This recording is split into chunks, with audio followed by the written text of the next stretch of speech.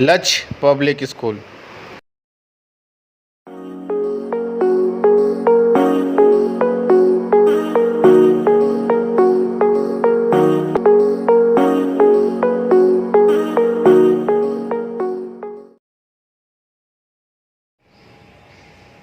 Good morning, students.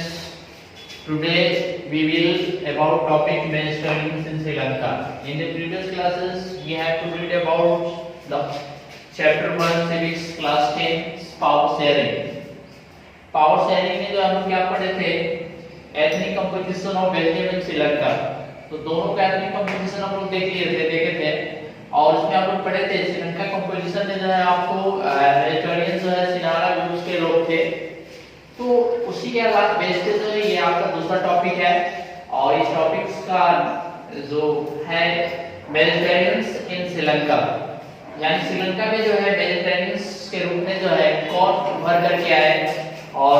किसका जो है इन्फ्लुएंस ज्यादा रहा। तो पिछले वीडियो में ही आपको क्लियर हो गया कि आपको बताया था कि 74% जो है आपको वेजिटेरियन जो श्रीलंका में सिनारा लैंग्वेज के लोग थे। तो उन्होंने क्या किया कि श्रीलंका में अपना जो है पूरी तरह से जो है वेजिटेरियन का इन्फ्लुएंस लाया। तो हम लोग देखते हैं अब इस टॉपिक को। तो इसमें पहला है Sri Lanka got independence in 1948 majority Sinhala community. लगभग हमारे देश के आसपास ही जो है श्रीलंका भी आपको आजाद हुआ 1948 में और यहाँ पे जो मेजॉरिटी थी वो सिनारा कम्युनिटी की थी और सिनारा कम्युनिटी के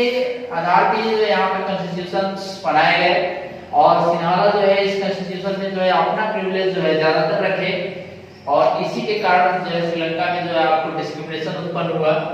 तो इसमें पहला है Sri Lanka got independence in 1948 vegetarian scenario south domination through the vegetarian what और हाउ, यानी किस तरह से जो है सिनारा ग्रुप के लोग जो है वेजिटेरियंस में आए आपको श्रीलंका में और उन्होंने आकर के जो है क्या किया और कैसे जो है अपना कॉन्स्टिट्यूशन का निर्माण किया। तो इसमें जो है स्टेप 1 में step taking to establish Sinhala supremacy. सबसे पहले जो है सिनारा की मेजॉरिटी ज्यादा थी श्रीलंका में, तो मेजॉरिटी ज्यादा होने की वजह से जो है वो सुपरमेसी में आया, यानी जितना जो है कॉन्स्टिट्यूशन जो है वो अपने प्रिविलेज में बना करके वो मोस्ट पावरफुल जो है श्रीलंका में अपने आप को प्रदर्शित किया। तो उसने जो है 1956 act was passed to recognize Sinhala as the only official language thus regarding Tamils. हालांकि सबसे पहले वो स्टेप में क्या किया कि 1956 ईस्वी में उन्होंने एक एक्ट पास किया और उस एक्ट पास के तहत उसने क्या किया कि जो भी गवर्नमेंट के जो ऑफिशियल्स लैंग्वेज थे उसको उन्होंने सिनारा को प्रमोट किया और तमिल को जो है डिसरिगार्डिंग किया, क्योंकि उसने जो है तमिल्स व्यू को जो है डिसरिगार्डिंग किया। रीजन क्या था कि इनकी माइनॉरिटी जो है ये तमिल्स होते माइनॉरिटी में थे और ये जो है मेजॉरिटी में थे। तो मेजॉरिटी में होने की वजह से क्या हुआ कि श्रीलंका के कॉन्स्टिट्यूशन में जो है आपको सिनारा लैंग्वेज जो ऑफिशियल तौर से जो है यूज किया गया और यह सुपरमेसी के रूप में आया। उसके बाद दूसरा है Sinhala were given favours in university and government jobs. Sinhala vegetarian में होने की वजह से जो है क्या हुआ कि ये लोग जो है अपने सुपरमेसी में आने के बाद वो लोग क्या करने लगे कि यूनिवर्सिटी में और गवर्नमेंट जॉब्स में ज्यादातर जो है ये इंक्लूड होने लगे, ज्यादातर इनको प्रिविलेज दिया गया क्योंकि ये मेजॉरिटी में थे, कॉन्स्टिट्यूशन इन्हीं के आधार पर बनाया गया था और ये देश में जो है इनकी आवाज जो सुनी जा रही थी। 100% आप इसके एग्जांपल आप देखते होंगे कि मान लीजिए अगर एक स्कूल है या एक क्लास है उसमें जो है अगर दो सब्जेक्ट के लोग हैं जैसे मैथ और साइंस के लोग हैं तो कुछ लोग जो है साइंस पसंद करते हैं, कुछ लोग मैथ्स यूज करते हैं। तो अगर मैथ्स लाइक करने वाले ज्यादातर लोग हैं तो उनकी आवाज जो है सुनी जाती है, बाकी जो कम जो है साइंस पढ़ने वाले जो है तो उनकी जो आवाज जो है माइनॉरिटी के रूप में रखा जाता है। तो मेजॉरिटी का हर जगह असर होता है। तो इस तरह से श्रीलंका में मेजॉरिटी ग्रुप में जो है आपको सिनारा था, इसलिए वो लोग क्या किया कि ऑफिशियल लैंग्वेज उन्होंने सिनारा को रखा, प्लस श्रीलंका में जो भी यूनिवर्सिटी थी, गवर्नमेंट जॉब्स थे या और भी बहुत सारे जो फैसिलिटीज थी वो सारे के सारे जो है सिनारा ही ज्यादातर बेनिफिट उठा पाते थे और तमिल्स को जो है डिसरिगार्डिंग किया जाता था, यानी उसको जो है उतना फैसिलिटी नहीं मिलता था। फिर उसके बाद जो है बौद्धिज्म was favoured and given special protection constitutionally. पहले वीडियो में आपको बताया था कि सिन्हाला जो है मोस्ट स्पीकर जो बौद्धिस्ट थे, जो सिन्हाला स्पीकर्स थे वो मेनली जो है ज्यादातर बौद्धिस्ट थे, तो वो बौद्ध धर्म के रिलीजन से बिलोंग करते थे। इसलिए जो है जो मैत्री में होने की वजह से जो है सिन्हाला ग्रुप के लोग, तो उनको जो है बौद्धिज्म को जो है फेवर किया गया, यानी बौद्ध धर्म को जो है फेवर किया गया और उसको स्पेशल प्रोटेक्शन दिया गया। संविधान में जो कुछ नियम बनाए गए जिसके तहत जो है आपको बौद्ध धर्म को जो प्रोटेक्ट किया जाए, क्योंकि वह जो रिलीजन था वो किससे बिलोंग करता था, सिन्हाला लैंग्वेज के लोग जो बोलते थे उनसे वो बिलोंग करता था, इसलिए जो है आपको बौद्धिज्म को प्रोटेक्ट किया गया। उसके बाद this all increase the feeling of alienation among Tamils, correct, ये सारे फीलिंग्स जो है और तमिल्स जो थे उनके अंदर एलिएनेशन उत्पन्न कर दिया, एलिएनेशन उत्पन्न कर दिया कि वो अब समझ गए थे कि हमारी आवाज जो है जो श्रीलंकन गवर्नमेंट से वो नहीं सुनेगी, क्योंकि मेजॉरिटी में जो है हमारा सिन्हाला लैंग्वेज है, ऑफिशियल लैंग्वेज सिन्हाला है और हर लैंग्वेज जो है हर प्रिविलेज जो है आपको सिन्हाला ग्रुप के लोगों को ही मिल रहा है, ऑफिस में या यूनिवर्सिटी में हर जगह जो वही है। तो इन लोगों को कहीं ना कहीं जो है ये इनका सेंटिमेंट्स ऐसा हुआ कि हमारे प्रति जो है डिस्क्रिमिनेशन हो रहा है, तो इन्होंने अपने आप को जो है गवर्नमेंट से जो है एनालिसिस करना शुरू किया और एनालिसिस में जो है वो लोग they were gain political rights and were discriminated, और उनको ये इस तरह का फीलिंग हुआ कि हमारा जो पॉलिटिकल पावर्स है या हमारे जो अधिकार हैं, पॉलिटिकल राइट्स हैं, उनके प्रति जो है डिस्क्रिमिनेशन हो रहा है।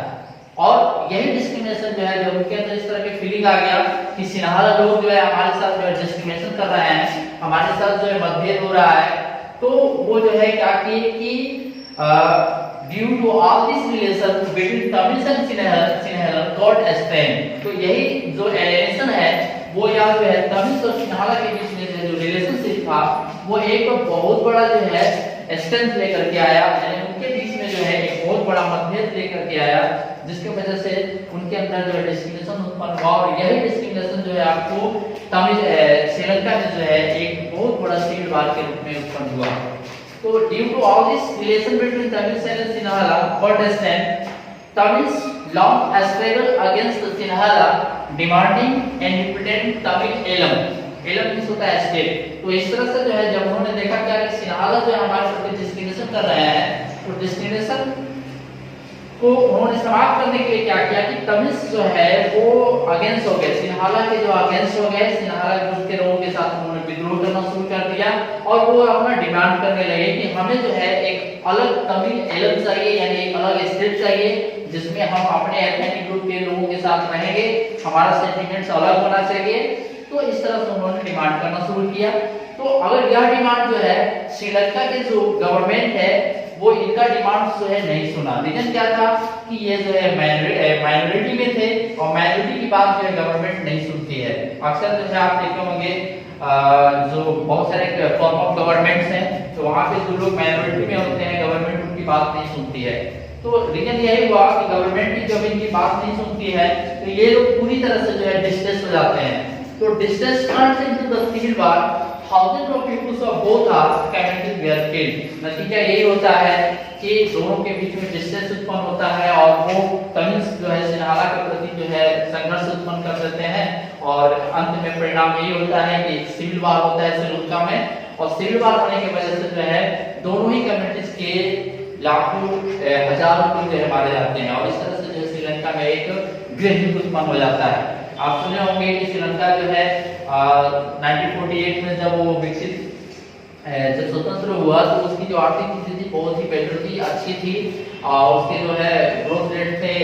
इकोनॉमिक स्थिति बहुत ही बढ़िया था श्रीलंका का, भारत के साथ उसका रिलेशन भी बहुत अच्छा रहा है। तो वो जो है एक अच्छा जो है जा रहा था, वो अच्छा विकास कर रहा था, लेकिन जैसे ही जो है